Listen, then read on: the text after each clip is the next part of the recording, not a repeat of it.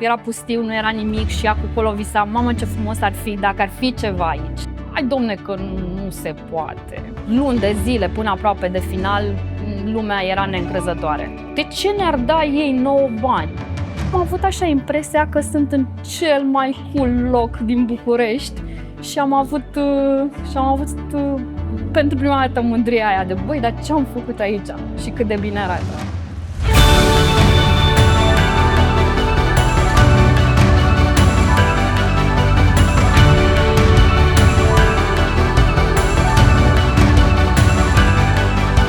Eu am fost contactată de o vecină, Monica. Nu aveam absolut nicio legătură cu mediul ăsta civic. Monica a întrebat pe președintele asociației de la ea din blog cine ar părea așa că s-ar putea băga la un astfel de proiect și ei ne-au recomandat pe mine și pe soțul meu. Și ne-a scos la o cafea, ne-a prezentat despre ce-i vorba.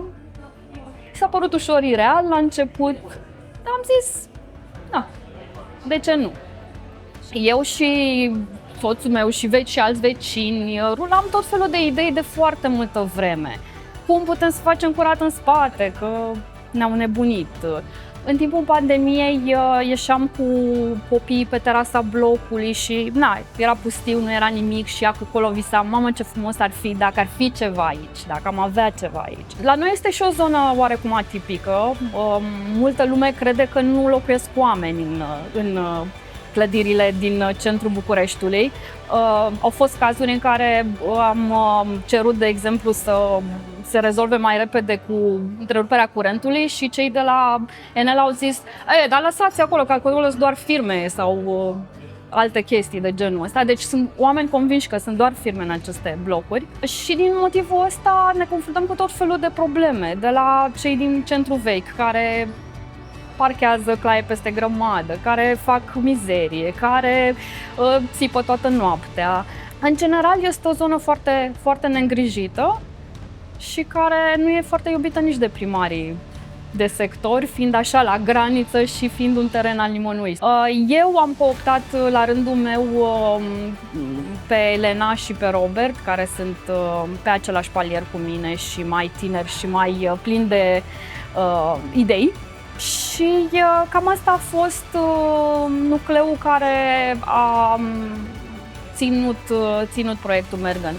De-a lungul timpului, în funcție de diversele nevoi, au fost și alți vecini care s-au implicat. De exemplu, avem o doamnă Ursu, care este foarte lucrează în construcții și pe că la ea am apelat în principiu cu panourile solare sau ce a fost legat de structurist sau chestii de genul ăsta.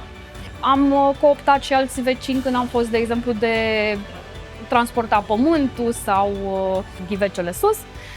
Deci în funcție de fiecare la ce se pricepea. Luni de zile până aproape de final, lumea era neîncrezătoare. Hai domne că nu se poate. Da, nu, adică de ce ne-ar da ei 9 bani? Păi și ce, o să vină ANG-ul la noi pe terasă? Și lor ce le iese? De ce ar face asta? Proiectul a fost gata fără să-mi dau seama. Dar la finalul atelierului de săptămâna trecută, după ce am strâns tot, m-am uitat așa în urmă și cumva cu masa aia adăugată și cu scaunele și avem niște trandafiri sălbatici înfloriți, deodată am avut așa impresia că sunt în cel mai cool loc din București și am avut pentru prima dată mândria aia de băi, dar ce am făcut aici și cât de bine arată. Clar, cel mai greu moment din proiect a fost în momentul în care scara cealaltă, care este o asociație separată, nu a aprobat partea lor din proiect, adică să facem partea din terasă și jos. A fost neașteptat, primisem feedback pozitiv până în momentul respectiv și ne-am trezit că trebuie să tăiem jumătate de proiect și că o mare parte, și atât Monica cât și Laura, care locuiesc acolo, au fost dintr-o dată foarte dezamăgite și pe punctul de a zice, de fapt, chiar în 2 săptămâni ne-am gândit să întrerupem proiectul în total. M-am învățat multe, foarte multe, de la a organiza evenimente până la cum să relaționez cu cei care oferă servicii în București. Dar cred că cel mai important lucru care m-am învățat este că sunt de fapt foarte mulți oameni care își doresc să facă ceva în domeniul ăsta, că trebuie doar să îi chemi și vin. Am avut mai degrabă probleme cu prea mulți oameni veniți la plantări decât cu prea puțini și că există de fapt foarte multă dorință, foarte multă energie și oamenii se implică cu un pic de organizare și un pic de impuls. Înainte aveam o terasă foarte mare, cu o vedere excelentă la centru vechi, dar cu absolut nimic pe ea și, mă rog, în afară de niște resturi de la construcție. În momentul de față este verde, are o grămadă de flori și loc pentru 10 oameni să stea la o masă, să interacționeze, să socializeze și să-și aducă un prieten și să se bucure de priveliștea aia care înainte era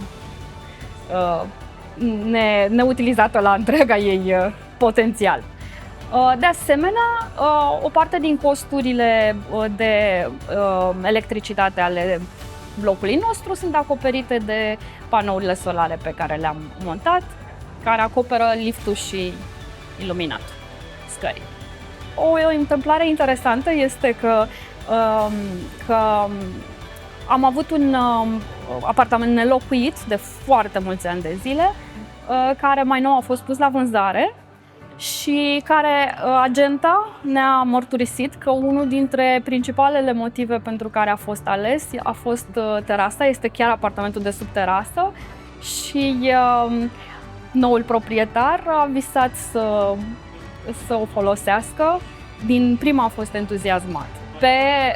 Pe moment facem o pauză, că suntem destul de obosiți. Încă trebuie să ne obișnuim cu grădina noastră și cum o îngrijim. Căutăm implicare și pentru alte idei în cartier. Noi avem multe în continuare. Încă visez la compostor, încă visez la curățarea anumitor spații foarte murdare. Celor care vor să participe, le spun că se poate. Chiar dacă cred că nu se poate, se poate. Și vor fi momente grele și vor vrea să renunțe, dar până la final chiar se poate. Și chiar pot să o fac. Dacă am putut eu.